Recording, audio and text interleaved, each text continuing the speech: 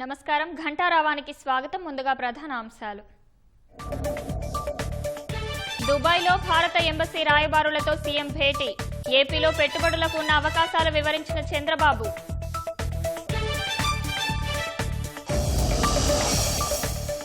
Popular సంస్థ ప్రతినిధులతో మంత్రి లోకేష్ భేటీ. ఏపీని స్పోర్ట్స్ హబ్ గా మార్చేందుకు డిజైన్లు ఇవ్వాలని విజ్ఞప్తి.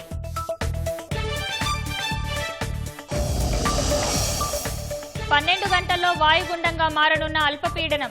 పలు జిల్లాలకు అతి భారీ వర్ష సూచన.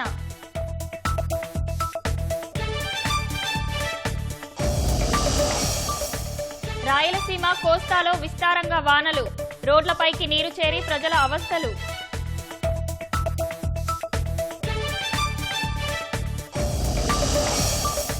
దస్తగిరి బ్యారెక్లోకి చైతన్యరెడ్డి వెళ్లడం చూశానన్న బీటెక్ రవి. వివరాలన్నీ విచారణ కమిటీకి వాంగ్మూలం ఇచ్చినట్లు వెల్లడి.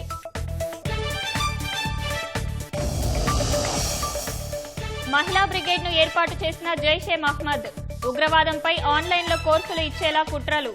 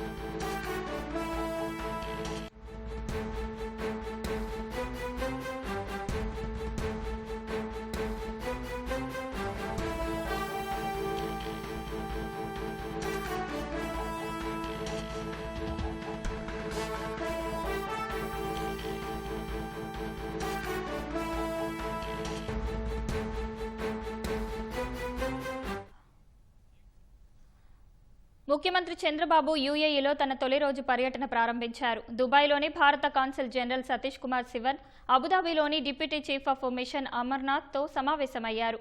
ప్రధాని మోదీ చొరవ వల్లే దేశంలో విప్లవాత్మక మార్పులు వచ్చాయని సీఎం అన్నారు.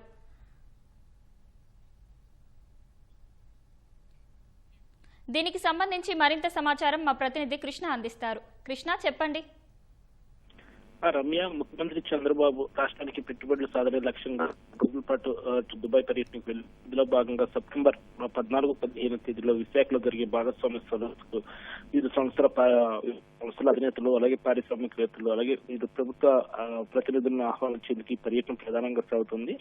తొలి రోజు పర్యటనలో భాగంగా ముఖ్యమంత్రి చంద్రబాబు తొలుత అక్కడ దుబాయ్లోని భారత ఎంబసీ రాయబారి ప్రతినిధులతో ఆయన సమావేశం జరిగారు. ఇందులో ప్రధానంగా రాష్ట్రంలో పెట్టుబడులకు గల అవకాశాలను వారితో పంచుకున్నారు. ప్రధానంగా రాష్ట్రానికి సంబంధించి గ్రీన్ ఎనర్జీ టెక్నాలజీ, అలాగే క్వాంటమ్ కంప్యూటింగ్, పెట్రోకెమికల్స్, అలాగే పోర్టులు, లాజిస్టిక్స్, ఇండస్ట్రియల్ పార్కులు, రియల్ ఎస్టేట్, డేటా సెంటర్లు, ఆతిథ్య రంగం అవకాశాలను ఆయన వివరించడం జరిగింది. ప్రధానంగా రాష్ట్రానికి ఉన్న దాదాపు 1054 కిలోమీటర్ల మేర సుదీర్ఘ తీర ప్రాంతం వల్ల కలిగే లాభాలు, దీని ద్వారా పోర్టు, అలాగే షిప్పింగ్ హార్బర్ల నిర్మాణంకి సంబంధించిన ఉపయోగాలకు సంబంధించిన అవకాశాలను కూడా వారితో పంచుకోవడం జరిగింది. ఈ సందర్భంగా రాష్ట్రంలో పెట్టుబడులకు గల అవకాశాలను వారికి వివరించి ఏదైతే రాష్ట్ర ప్రభుత్వం స్పీడ్ ఆఫ్ డూయింగ్ బిజినెస్ విధానం అమలు చేస్తుందో దానికి తగ్గట్లుగా సహకారం అందించాలని చెప్పి కూడా కోరటం జరిగింది. ఏదైతే పెట్టుబడుల కోసం వచ్చే వారికి రెడ్ కార్పెట్ వేసి ఎట్టి పరిస్థితుల్లోనూ కూడా వారికి అన్ని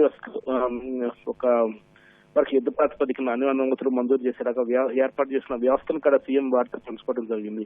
అలాగే అక్కడ ఏదైతే దుబాయ్లో అడుగుపెట్టిన సీఎం విమానాశ్రయంలో కూడా స్థానిక తెలుగు వారి నుంచి కూడా ఘన స్వాగతం అనేది లభించింది. కొద్దిసేపటి క్రితమే ఆయన ఈ శోభా రియల్టీ సంస్థ ప్రతినిధులతో సీఎం సమావేశమయ్యారు. ఇందులో ప్రధానంగా రాష్ట్రం అమరావతికి సంబంధించి దాదాపు 100 కోట్ల రూపాయల మేర విరాళం ఇచ్చేందుకు, వరల్డ్ క్లాస్ లైబ్రరీ ఏర్పాటు చేసేందుకు 100 కోట్ల రూపాయల మేర ఇచ్చేందుకు కూడా శోభా గ్రూప్ సంస్థ అంగీకారం జరిపింది. ఏదైతే P4 విధానంలో భాగంగా జీరో పవర్టీకి ప్రభుత్వం పరంగా చేస్తున్న ప్రత్యామ్నాయాలను ముఖ్యమంత్రి చంద్రబాబు గారికి వివరించడం జరిగింది. అమరావతి రాజధానిలో ప్రపంచంలో అత్యుత్తమ నగరంగా నిర్మిస్తున్నట్లు కూడా ఆయన వివరించారు. రాజధాని నిర్మాణంలో శోభా రియల్టీ కూడా భాగస్వామ్యం కావాలని చెప్పి సీఎం కోరి వారిని ఆహ్వానించడం కూడా జరిగింది. ఏపీకి వచ్చి రాజధాని నిర్మాణం పనులు పరిశీలించాలని కూడా సంస్థ అధినేత PNC మీనన్ కు సీఎం చంద్రబాబు కోరారు. అలాగే శోభా రియల్టీ లాంటి దిగ్గజ సంస్థలు పెట్టుబడి పెట్టేందుకు సరైన గమ్యస్థానం ఏపీ అంటూ కూడా ఆయన ఇప్పుడు ఉన్న అవకాశాలను కూడా వారికి వివరించడం జరిగింది. 3 ఏళ్లలో రాజధాని అమరావతిలో రహదారులు, అలాగే నీటి సదుపాయాలు, నైపుణ్యం ఉన్న మానవ వనరులు లాంటి మౌలిక సదుపాయాలు సిద్ధమవుతాయని చెప్పి కూడా వెల్లడించారు. అలాగే అటు ఉత్తరాన విశాఖలో గూగుల్ డేటా, AI హబ్, అలాగే అమరావతి క్వాంటమ్ వ్యాలీ ఏర్పాటు కనున్న విషయాలను వారికి వెల్లడించడం జరిగింది. వీటి ద్వారా కలిగే లాభాలను కూడా సీఎం వార్త పంచుకున్నారు. అలాగే తిరుపతి, విశాఖ, అమరావతి లాంటి నగరాలను ప్రతిష్టాత్మక సంస్థలు వస్తున్నాయని చెప్పి కూడా వారికి వివరించడం జరిగింది. మొత్తంగా ఉమ్మడి రాష్ట్రంగా ఉన్నప్పుడు చేపట్టిన అభివృద్ధి ప్రణాళికల కార్యక్రమాలు సీఎం చంద్రబాబు శోభా గ్రూప్ చైర్మన్ తో కూడా పంచుకోవడం జరిగింది. అలాగే వచ్చే నెల 14-15 తేదీలో విశాఖలో జరిగే పెట్టుబడుల సదస్సుకు రావాలని కూడా ఈ మేర సీఎం వారికి ఆహ్వానం పలికారు. ధన్యవాదాలు Krishna.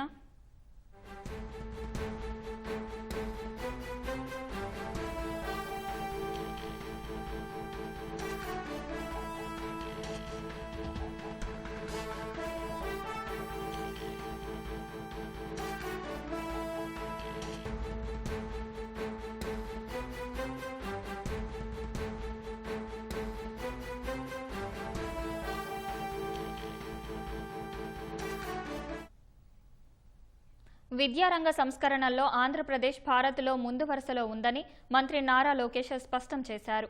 విద్యారంగంపై queens land trade investment సెంటర్లో నిర్వహించిన రౌండ్ టేబుల్ సమావేశానికి ఆయన ముఖ్య అతిథిగా హాజరయ్యారు. అంతర్జాతీయంగా అధునాతన సాంకేతికతలో వస్తున్న మార్పులకు అనుగుణంగా ఏపీలో హైస్కూల్ స్థాయి నుంచే AI పాఠ్యాంశాలను ప్రవేశపెడుతున్నామని వివరించారు. ఉన్నత పాఠశాలల్లో AI ల్యాబ్లు, స్టెమ్, రోబోటిక్స్ ల్యాబులను ఏర్పాటు చేస్తున్నామని చెప్పారు. AI విప్లవం ద్వారా వచ్చే అవకాశాలను ఏపీలోని యువత అందుకునేందుకు ప్రణాళికబద్ధంగా కృషి చేస్తున్నట్లు తెలిపారు. ఏపీలో AI యూనివర్సిటీ ఏర్పాటు చేయాలని నిర్ణయించామని చెప్పారు. గవర్నెన్స్లో AI వినియోగం ద్వారా అద్భుతమైన ఫలితాలు వస్తున్నాయన్నారు. AI ద్వారా విద్య, వైద్యం, ఆరోగ్య రంగాల్లో మెరుగైన సేవలు అందించేందుకు కృషి చేస్తున్నట్లు చెప్పారు. భారత్లో పెట్టుబడులకు ఏపీ గమ్యస్థానంగా ఉందని మంత్రి నారా లోకేష్ స్పష్టం చేశారు. భారత్, ఆస్ట్రేలియా వాణిజ్యంలో ఏపీది కీలక పాత్ర అని ఆయన అన్నారు. రాష్ట్రంలోని వర్సిటీలతో కలిసి పనిచేయాలని అక్కడి యూనివర్సిటీల ప్రతినిధులకు ఆయన పిలుపునిచ్చారు.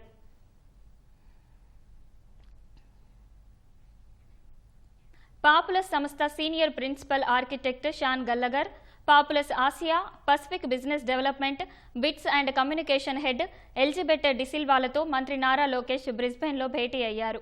ఏపీని స్పోర్ట్స్ హబ్గా మార్చాలన్న ముఖ్యమంత్రి చంద్రబాబు విజన్కు అనుగుణంగా అత్యాధునిక స్పోర్ట్స్ స్టేడియంలు, శిక్షణ సౌకర్యాలకు డిజైన్లు అందించి క్రీడా మౌలిక సదుపాయాల అభివృద్ధికి సహకారం అందించాలని కోరారు. ప్రపంచ పర్యావరణ ప్రమాణాలతో స్థిరమైన ఎనర్జీ ఎఫిషియెంట్ స్పోర్ట్స్, ఎంటర్టైన్మెంట్ వేదికల నిర్మాణానికి ఏపీ ప్రభుత్వంతో కలిసి పనిచేయాలన్నారు. క్షేత్రస్థాయిలో క్రీడలు, ప్రజారోగ్య కార్యక్రమాలను ప్రోత్సహించడానికి కమ్యూనిటీ, క్రీడా సముదాయాలు, వినోద స్థలాల అభివృద్ధికి కమ్యూనిటీ సెంట్రిక్ డిజైన్లు అందించాలని తెలిపారు. టూరిజం, స్థానిక ఆర్థిక వ్యవస్థలకు ఊతమిచ్చేలా సాంస్కృతిక, క్రీడలు, వినోద కార్యక్రమాల నిర్వహణ కోసం ఇంటిగ్రేటెడ్ ఈవెంట్ స్పేస్ అభివృద్ధికి పట్టణ ప్రణాళిక ప్రాజెక్టులపై డిజైనింగ్ సహకారాన్ని అందించాలని మంత్రి లోకేష్ విజ్ఞప్తి చేశారు.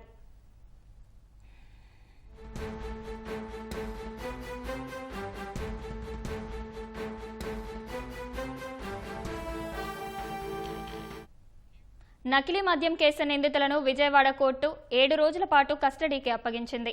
మరింత సమాచారం మా ప్రతినిధి శ్రీనివాస్ మోహన్ అడిగి తెలుసుకుందాం.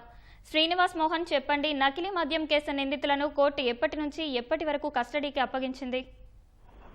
నకిలీ మద్యం కేసులో A1 గా ఉన్నటువంటి జనార్దన్ రావు, A2 గా ఉన్నటువంటి జగన్మోహన్ రావు కస్టడీ పిటిషన్పై ఇవాళ విజయవాడలోని 6వ AJMFC కోర్టు వాళ్ళ ఉత్తర్వులు ఇవ్వడం జరిగింది. కల్తీ మద్యం కేసులో అరెస్ట్ అయి నెల్లూరు సెంట్రల్ జైల్లో జగన్మోహన్ రావు, జనార్దన్ రావు ఉంటున్నారు. ఈ కేసు సంబంధించి విచారించేందుకు తమకు 10 రోజుల పాటు కస్టడీకి ఇవ్వాలని చెప్పి ఎక్సైజ్ అధికారుల పిటిషన్ దాఖలు చేయడం జరిగింది. ఈ నేపథ్యంలో ఈ రోజు సాయంత్రం 6వ అడిషనల్ జ్యుడిషియల్ మెట్రోపాలిటన్ కోర్టు న్యాయమూర్తి జడ్జి ఉత్తర్వులు ఇవ్వడం జరిగింది. నకిలీ మద్యం కేసులో నిందితులను పోలీసు కస్టడీకి ఇచ్చే విషయంలో జిల్లా కోర్టు ఆదేశాలు జారీ చేయడం జరిగింది. ఈ నెల 24 నుంచి 30 వరకు 7 రోజుల పాటు విచారణకైతే అనుమతి ఇవ్వడం జరిగింది. A1 గా ఉన్నటువంటి అద్దేపల్లి జనార్దన్ ఈ నెల 24 అదుపులో తీసుకొని 30వ తారీఖున జైల్లో అప్పగించాలని చెప్పి అధికారులకు ఆదేశించారు. అలాగే నెల్లూరు జైల్లో ఉన్నటువంటి ప్రస్తుతం అద్దేపల్లి జనార్దన్ నెల్లూరు జైల్లో ఉంటున్నారు. విజయవాడ జైల్లో ఉన్నటువంటి A2 జగన్మోహన్ మాత్రం ప్రతిరోజు విచారించి జైలుకు తరలించాలని చెప్పి కూడా సూచించడం జరిగింది. అయితే ఈ కేసులో A13గా ఉన్నటువంటి తిరుమల శెట్టి శ్రీనివాసును పోలీస్ కస్టడీ కోరుతూ ఎక్సైజ్ శాఖ జిల్లా కోర్టులో పిటిషన్ దాఖలు చేయడం జరిగింది. దీనిపై విచారణ మాత్రం రేపటికి న్యాయస్థానం వాయిదా వేయడం జరిగింది. ఇదే కేసులో A1 గా ఉన్నటువంటి జనార్దన్ బెయిల్ పిటిషన్ కూడా ఈ నెల 27నే దానికి సంబంధించి కౌంటర్ దాఖలు చేయాలని పేర్కొంటూ ఈ కేసు విచారణ అయితే వాయిదా వేయడం జరిగింది. ఇది ఈ కేసు సంబంధించిన పరిస్థితి. ధన్యవాదాలు శ్రీనివాస్ మోహన్.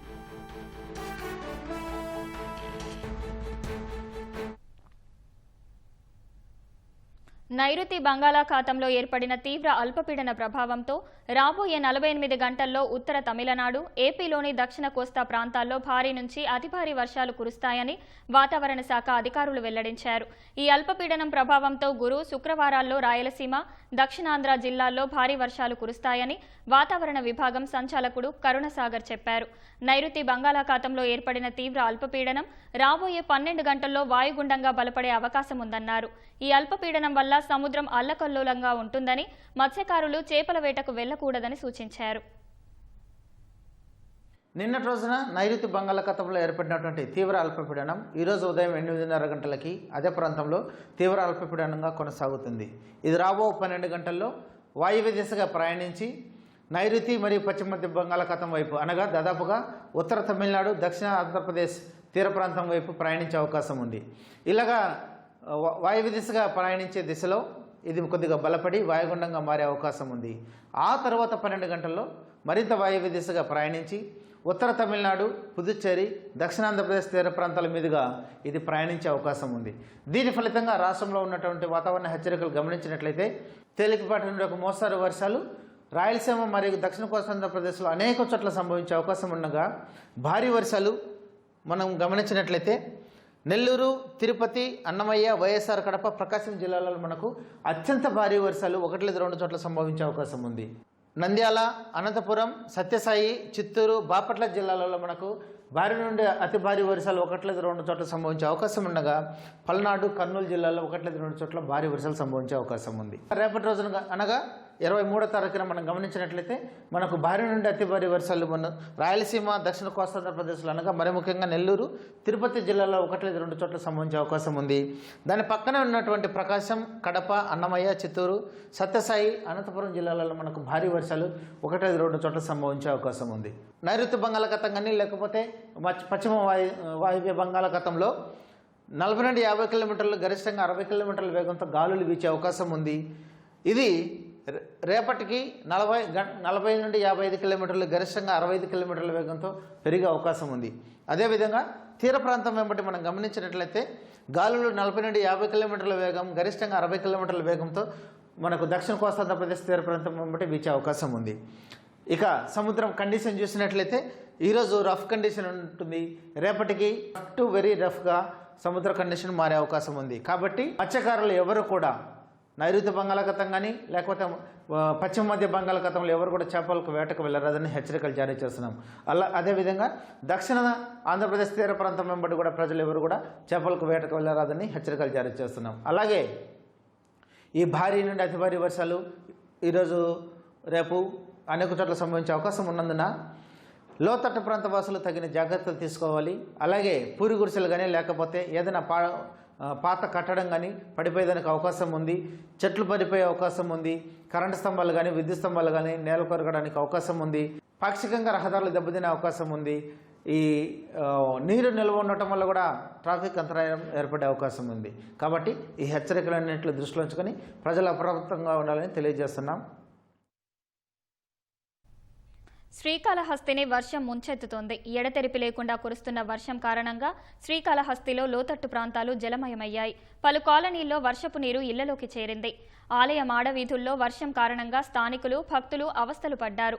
విస్తార వానలతో నియోజకవర్గంలో వాగులు పొంగి పొర్లుతున్నాయి. శ్రీకాళహస్తి వెంకటగిరి రహదారిపై ముచ్చువోలు సమీపంలో కాజ్వేపై నుంచి వరద ప్రవహిస్తోంది. ఏర్పేడు మండలంలోని కొత్త వీరాపురం, మునగలపాలెం సమీపంలోని స్వర్ణముఖి నది కాజ్వేపై వరద ప్రవహిస్తుండటంతో రాకపోకలకు అంతరాయం ఏర్పడింది.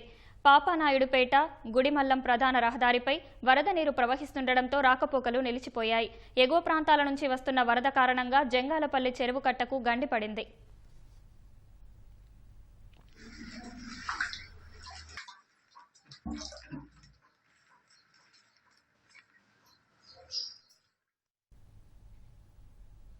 అల్పపీడన ప్రభావంతో కడపలో కుండపోత వర్షం కురిసింది. రోడ్లన్నీ చెరువులను తలపిస్తున్నాయి. అప్సర నుంచి ఆర్టీసీ బస్టాండ్కు వెళ్లే రోడ్డుపై మోకాళ్ల లోతు వర్షపు నీరు నిలిచిపోవడంతో రాకపోకలు సాగేందుకు వాహనదారులు తీవ్ర ఇబ్బందులు పడ్డారు. కడపలోని మృత్యుంజయకుంట, గంజిగుంట కాలనీ, భరత్ నగర్, భాగ్యనగర్, అల్లూరి సీతారామరాజు నగర్, లోహియా నగర్, అక్కయ్యపల్లి, గౌస్ నగర్, నకాష్ తదితర కాలనీల్లోకి రోడ్లన్నీ జలమయమయ్యాయి.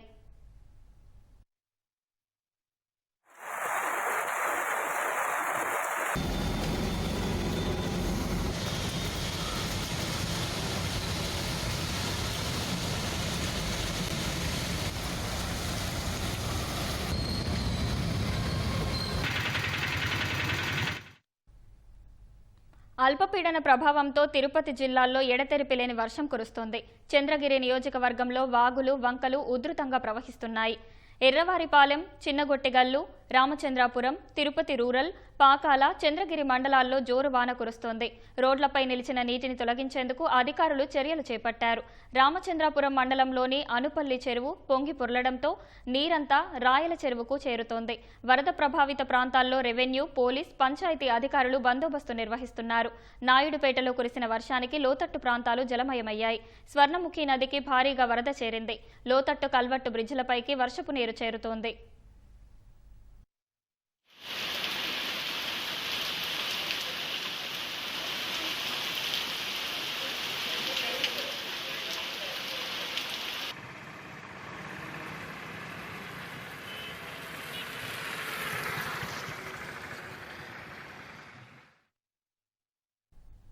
ఉమ్మడి గుంటూరు జిల్లాలో పిడుగుపాటుకు 3 చనిపోయారు.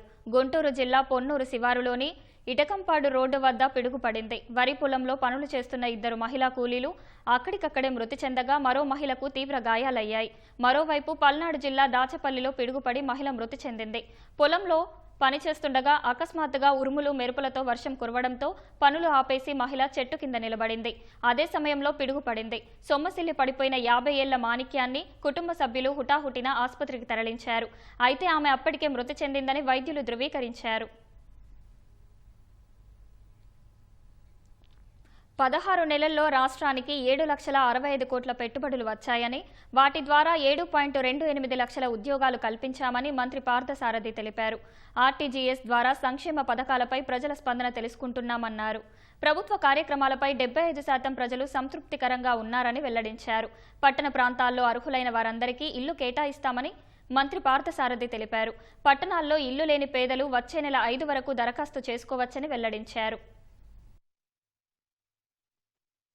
మరి హౌసింగ్ కొత్తగా శాంక్షన్స్ కావాలని చెప్పేసి ప్రజల నుంచి డిమాండ్ ఉన్న విషయం తమరందరికీ కూడా తెలిసిందే.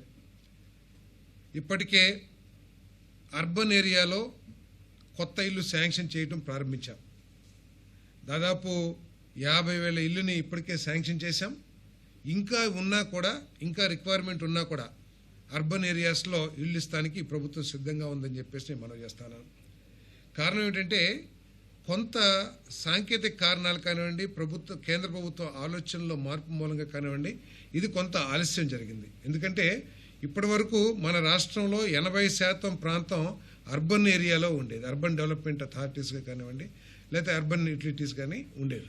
సో ఇప్పుడు కేంద్ర ప్రభుత్వం తీసుకున్న నిర్ణయం ఏంటంటే అర్బన్ డెవలప్మెంట్ అథారిటీస్లో ఉన్న విలేజెస్ని మేము అర్బన్ కింద శాంక్షన్ చేయలేము, అవి గ్రామీణ్ రూరల్ హౌసింగ్ కిందే మేము ఇస్తామని చెప్పేసి వాళ్ళు నిర్ణయం తీసుకుంటాం మూలంగా ప్రభుత్వాన్ని, కేంద్ర ప్రభుత్వాన్ని కన్విన్స్ చేస్తానికి ప్రయత్నం చేశాం. కానీ అది దేశవ్యాప్తమైన పాలసీ కాబట్టి వాళ్ళు కేవలం ఏదైతే మున్సిపల్ ఏరియాస్ ఉన్నాయో అర్బన్ యూటిలిటీస్ అక్కడే అర్బన్ ఏరియాస్ ఇస్తారు. మా అయితే సిఆర్డిఏ, విఎంఆర్డిఏ, టుడా ఈ ప్రాంతాల్లో ఉన్న గ్రామాలనే అర్బన్ కింద తీసుకుని మిగతా అన్ని కూడా రూరల్ కింద శాంక్షన్ చేస్తానికి మన కేంద్ర ప్రభుత్వం నిర్ణయం తీసుకుందని చెప్పేసి మనం చేస్తాను. ఈ విషయంలో ముఖ్యమంత్రి గారి ప్రయత్నంతో పాటు ప్రత్యేకంగా మన పెమ్మసాని చంద్రశేఖర్ గారిని శాఖ మార్చులు వారికి నేను హౌసింగ్ డిపార్ట్మెంట్ నుంచి ప్రత్యేకంగా నేను ధన్యవాదాలు తెలియజేస్తా ఉన్నాను నేను. ఎందుకంటే ముఖ్యమంత్రి గారు, లోకేష్ గారు, పవన్ కళ్యాణ్ గారు వారి ప్రయత్నం ద్వారా కేంద్ర ప్రభుత్వం నిర్ణయం తీసుకుంది. కానీ ఈ నిర్ణయం త్వరలో రావటం కోసం మరి పెమ్మసాని చంద్రశేఖర్ గారు చేసిన కృషి కూడా మరి చాలా అభినందనీయం అని చెప్పేసి కూడా నేను సందర్భంగా తెలియజేస్తా ఉన్నాను. ఇప్పటికే దాదాపు 4-5 లక్షలకు రిక్వెస్ట్లకు సంబంధించిన సమాచారం మా దగ్గర ఉంది. బెనిఫిషరీస్ డీటెయిల్స్ వాళ్ళందరినీ కూడా ఈ రూరల్ కింద అప్లోడ్ చేస్తానికి ప్రయత్నం చేస్తామని చెప్పేసి మనం చేస్తాను. మరి ఇది కేవలం వచ్చే నెల 5వ తారీఖు దాకానే ప్రత్యేకంగా మన రాష్ట్రానికి అనుమతి ఇచ్చారు కాబట్టి నేను హౌసింగ్ డిపార్ట్మెంట్ అధికారుల్ని, అదేవిధంగా గ్రామ సచివాలయాల్లో అధికారుల్ని, అదేవిధంగా రాజకీయ పార్టీల కార్యకర్తల్ని అందరినీ కూడా బెనిఫిషరీస్ని అందరినీ నేను కోరుకునేది ఏమిటంటే వెంటనే ఎవరికైతే ఇల్లు అవసరం ఉందో వాళ్ళందరూ కూడా ఆన్లైన్ ద్వారా వాళ్ళు అప్లై చేసుకోవాలని చెప్పేసి నేను కోరుతా ఉన్నాను. వాళ్ళందరికీ కూడా 5th తర్వాత శాంక్షన్స్ ఇవ్వటం జరుగుతుందని చెప్పేసి కూడా నేను ఈ సందర్భంగా నేను తెలియజేస్తాను. దేశంలో ఏ రాష్ట్రంలో లేని విధంగా ఆర్టీజీఎస్ ద్వారా ప్రజల నాడి ప్రభుత్వ పరిపాలన పట్ల కానీ, ప్రభుత్వం అందిస్తున్న సేవల పట్ల కానీ, ప్రభుత్వం ఇస్తున్న సంక్షేమ కార్యక్రమాలు అందుతున్న తీరులో కానీ ఎప్పటికప్పుడు ప్రజల అభిప్రాయాల్ని, ప్రజల సంతృప్తి లెవెల్ని తెలుసుకుంటూ ప్రభుత్వ యంత్రాంగాన్ని నడిపిస్తూ ఈ రాష్ట్రాన్ని మన ప్రీతం ముఖ్యమంత్రి చంద్రబాబు నాయుడు గారు ముందుకు తీసుకెళ్తారని చెప్పేసి మనం చేస్తాను. ఈ 16 నెలల కాలంలోనే 34 కేబినెట్ మీటింగ్స్, 26 ఇన్వెస్ట్మెంట్కి సంబంధించిన మీటింగ్స్ నిర్వహించి ఈ రాష్ట్రంలో దాదాపు కరెక్ట్గా 7,65,13 కోట్ల రూపాయల పెట్టుబడుల్ని, ఆ పెట్టుబడుల ద్వారా 7,28,451 ఉద్యోగ అవకాశాల్ని 182 ప్రాజెక్టుల ద్వారా సాధించామని చెప్పేసి చాలా గర్వంగా తెలియజేస్తా ఉన్నాను. ఇదంతా ఏంటంటే ప్రజల సమస్యలు తెలుసుకుంటాం. ఒకటేమో క్షేత్రస్థాయిలో ప్రజలు ఎదుర్కొనే సమస్యలు పరిష్కరించడం, ఇంకోటి రాష్ట్రాన్ని అభివృద్ధి చేసి ఆదాయాన్ని పెంచి ఆ ఆదాయం ద్వారా ఈ రాష్ట్ర సంక్షేమ కార్యక్రమాలు సస్టైనబుల్ చేయటం ఈ ప్రభుత్వం యొక్క లక్ష్యం అని చెప్పేసి కూడా తెలియజేస్తాం. వివేక హత్య కేసులో అప్రూవర్గా ఉన్న దస్తగిరి జైల్లో ఉన్నప్పుడు ఆయన బ్యారెక్లోకి చైతన్యరెడ్డి కలవడాన్ని చూసినట్టు వాంగ్మూలం ఇచ్చానని Pulivendula TDP incharge BTech Ravi తెలిపారు. వివేక హత్య కేసులో అప్రూవర్ దస్తగిరిని బెదిరించిన ఘటనపై తనకు తెలిసిన వివరాలన్నీ ఎస్పీకి చెప్పినట్లు తెలిపారు. కడప జైల్లో కర్నూలు ఎస్పీ విక్రాంత్ పాటిల్ ఆధ్వర్యంలో 3వ కమిటీ విచారణ చేపట్టగా అప్రూవర్ దస్తగిరి, ఆయన భార్య హాజరయ్యారు. 2023 సంవత్సరం నవంబర్ 14th నుంచి 29th వరకు నేను జ్యుడిషియల్ రిమాండ్లో సెంట్రల్ జైల్లో నేను ఉండడం జరిగింది. అయితే నేను 29వ తేదీ నాకు బెయిల్ వచ్చి రిలీజ్ అయినాను. దానికి ఒక రోజు ముందు అంటే 28వ తేదీ ఏదైతే వివేకానంద రెడ్డి కేసులో ఇప్పుడు ముద్దాయిగా ఉన్న దేవిరెడ్డి శంకర్ రెడ్డి వాళ్ళ అబ్బాయి అయినటువంటి చైతన్య రెడ్డి, అప్పుడు డాక్టర్గా పనిచేసిన స్వర్ణలత మేడం, ఇంకా మరికొందరు జైలు సిబ్బంది వాళ్ళు ఎదురుగా దస్తగిరి ఉండే బ్యారక్లో, ఎస్ఎస్ఆర్ బ్యారక్లోకి చైతన్య రెడ్డి కూడా లోపలికి వెళ్ళడం ఆ రోజు నేను స్వయంగా చూడడం జరిగింది. ఇది కరెక్ట్ కాదని అప్పట్లో ఉన్న సూపరింటెండెంట్ అయినటువంటి ప్రకాష్ సార్తో కూడా నేను ఈ విషయం గురించి డిస్కస్ చేయడం కూడా జరిగింది. ఎప్పుడైతే అప్రూవర్గా మారిన దస్తగిరితో ఎటువంటి పరిస్థితుల్లో అయినా స్వయంగా మాట్లాడాలా,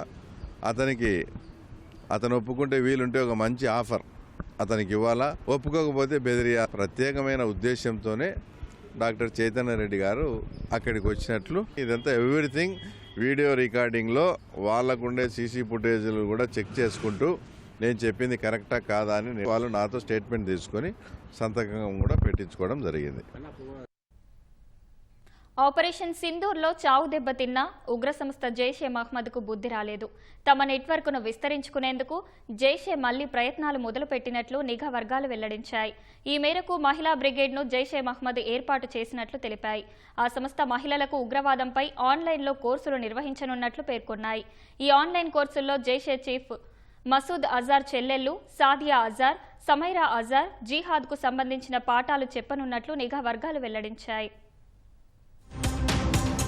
పహల్గాం దాడికి ప్రతీకారంగా భారత్ పంపిన ఆపరేషన్ సింధూర్ తర్వాత ఉగ్రవాదులు తమ నెట్వర్క్ను విస్తరించుకునేందుకు ప్రయత్నాలు మొదలుపెట్టినట్లు నిఘా వర్గాలు వెల్లడించాయి.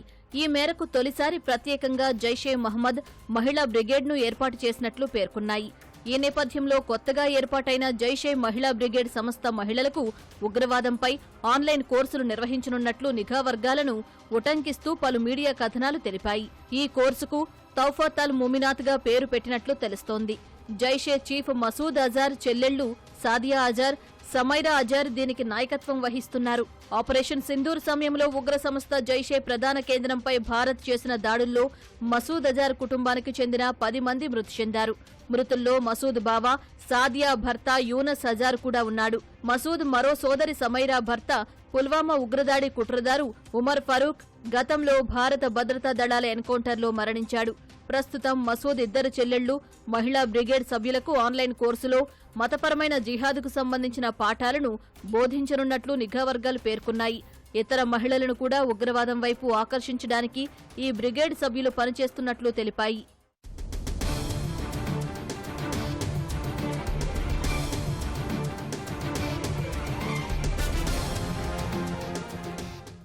జైషే మహిళా బ్రిగేడ్లో ఆ ఉగ్ర సంస్థ కమాండర్ల భార్యలతో పాటు బహవల్పూర్, కరాచీ, ముజఫరాబాద్, కోట్లీ, హరిపూర్ వంటి ప్రాంతాల్లో ఆర్థికంగా బలహీన వర్గాలకు చెందిన మహిళలను సభ్యులుగా నియమించుకున్నట్లు తెలుస్తోంది. ఇందుకు సంబంధించిన సెషన్లు నవంబర్ 8 నుంచి ప్రారంభం కానున్నాయని నిఘా వర్గాలు వెల్లడించాయి. ఈ సెషన్లలో ప్రతిరోజు 40 నిమిషాల పాటు మసూద్ చెల్లెళ్లు, కమాండర్ల కుటుంబ సభ్యులు మహిళలకు పాఠాలు బోధిస్తారని పేర్కొన్నాయి. ఇందుకోసం మహిళా బ్రిగేడ్లోని సభ్యుల నుంచి కొంత మొత్తంలో విరాళాలు కూడా సేకరిస్తున్నట్లు తెలుస్తోంది. భారత్లోనూ మహిళా బ్రిగేడ్ నెట్వర్క్ను ఉగ్ర సంస్థ జైషే మహ్మద్ ఏర్పాటు చేసే అవకాశం ఉందని ఇటీవల నిఘా వర్గాలు హెచ్చరించాయి. సోషల్ మీడియా, ఆన్లైన్ నెట్వర్క్లతో జమ్మూ కాశ్మీర్, ఉత్తరప్రదేశ్ వంటి ప్రాంతాల్లోని మహిళలను ఈ బ్రిగేడ్లో చేరేలా ఆకర్షించే ప్రమాదం ఉందని నిఘా వర్గాల హెచ్చరికలతో భారత అధికారులు అప్రమత్తమైనట్లు సమాచారం.